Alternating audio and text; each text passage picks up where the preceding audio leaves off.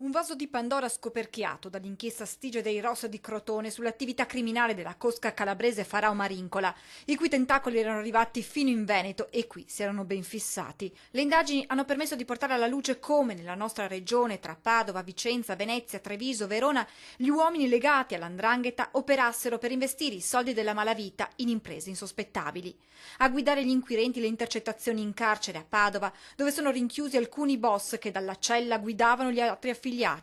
Quella frase "Padova è nostra", pronunciata da uno dei capi, ha reso bene l'idea di come gli affari malavitosi fossero concentrati anche nelle città venete.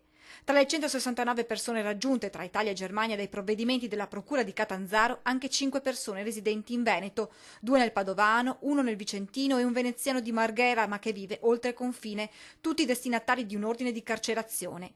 Ai domiciliari invece Marco Gaiba, 55 anni, veneziano di nascita ma residente a Mogliano, dove è molto conosciuto soprattutto per il suo impegno nel mondo del calcio, essendo presidente dell'FC Union Pro, squadra moglianese. Secondo l'accusa, Gaiba avrebbe fatto da prestanome per creare società nel campo della progettazione e sviluppo di materie plastiche che sarebbero servite all''ndrangheta per riciclare il denaro della malavita. La notizia ha presto raggiunto il comune trevigiano, sconvolto per quanto accaduto all'imprenditore. Chi lo conosce bene fatica a credere alle accuse rivolte a Gaiba ed è sicuro della sua estraneità ai fatti.